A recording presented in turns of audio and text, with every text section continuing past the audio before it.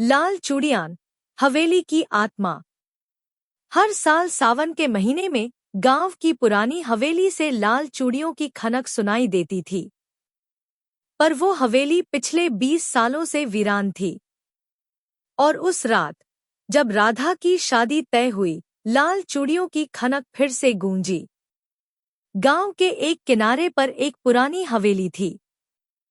कहा जाता था कि वहां शोभा नाम की एक औरत की आत्मा भटकती है, जिसकी शादी की रात मौत हो गई थी। उसके हाथों में लाल चूड़ियां थी, जो अब हर साल सावन में खुद ब खुद खनकती थी। राधा की शादी तय हुई। गांव की औरतों ने कहा, उस हवेली के पास मत जाना, वरना शोभा तुझसे तेरा सुहाग छीन लेगी। लेकिन राधा ने इन बातों को अंधविश्वास मान लिया। शादी की पहली रात राधा को नींद नहीं आई। अचानक उसे खिड़की के पास से चूड़ियों की आवाज आई, छन छन छन। उसने झांक कर देखा कि हवेली की ओर एक औरत लाल जोड़े में खड़ी थी। दूसरे दिन राधा ने छुपकर उस हवेली की ओर कदम बढ़ा दिए। जैसे ही उसने दरवाजा खोला, अंदर धुंध थी और एक पुराना आईना, जिसमें कोई खड़ा दिखाई दिया, मगर पीछे कोई नहीं था। शोभा की आत्मा ने कहा, मेरी शादी अधूरी रह गई। अब मैं हर उस दुल्हन को बुलाती हूँ जो लाल चूड़ियां पहनती है। तुझे मेरी जगह लेनी होगी। राधा ने आत्मा को समझाने की कोशिश की, तेरी शादी अधूरी रही, लेकिन तू किसी और की शादी क्यों तोड़ना चाहती है? आत्मा गुस्से में चिल्लाई। हवेली की दीवारें कांपने लगी। चूड़ियां टूटकर जमीन पर गिरने लगी। वातावरण में सन्नाटा छा गया। आत्मा बोली, मुझे तेरा पति चाहिए। या तो तू अपना पति दे या मुझे अपनी आत्मा सौंप दे। राधा भय और विस्मय से कांपने लगी। उसने उस आत्मा की पैरों पर गिरकर अपने और अपने पति के जान की भीख मांगने लगी। शोभा ने राधा के बालों को पकड़कर जमीन पर घसीटते हुए जोर से पटक डाला और चिल्लाई, तुझे अंतिम मौका देती हूँ। या तो तू अपनी आत्मा खुद मुझे दे दे या अपने पति को मुझे दे दे। अगर मैं खुद आगे बढ़ी तो तुम दोनों के खून से अपनी प्यास बुझाऊंगी। नई नवेली दुल्हन राधा की सारी खुशियां, सारे अरमान एक पल में टूट गए। उसने शोभा की आत्मा से कहा, मेरे पति को तो तू इस जन्म में नहीं पा सकती है, क्योंकि वह सिर्फ मेरे हैं। जब तक मेरे तन में जान है, उनको तेरी जैसी जुड़ैल हाथ भी नहीं लगा सकती। राधा क्रोध और आवेश में चिल्लाते हुए आत्मा से बोली, ले, मैं तुझे अपनी आत्मा देती हूँ। मेरा खून पीकर तू अपनी प्यास बुझा ले, लेकिन पहले वादा कर कि तू मेरे पति की तरफ आंख उठाकर भी नहीं देखेगी।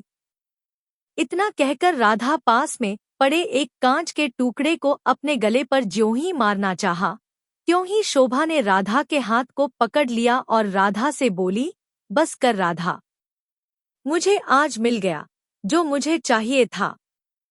राधा आत्मा को विस्फारित नेत्रों से आश्चर्य से देखे जा रही थी। आत्मा के आंखों में आंसू थे। आत्मा ने आगे बोला, राधा, मैं तो अपनी आत्मा के उद्धार के लिए बस तेरे जैसे एक पतिव्रता नारी की तलाश कर रही थी।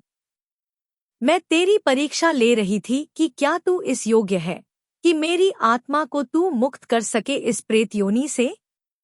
राधा हकलाते हुए बोली, मेरे समझ में कुछ नहीं आ रहा कि तुम क्या कह रही हो। शोभा राधा की ओर आस भरी नजरों से देखते हुए बोली, अगर तू अपनी जान बचाने के लिए अपने पति के जान का सौदा आज कर लेती तो उसी समय मैं तुझे मार देती और तेरे पति को भी मार देती।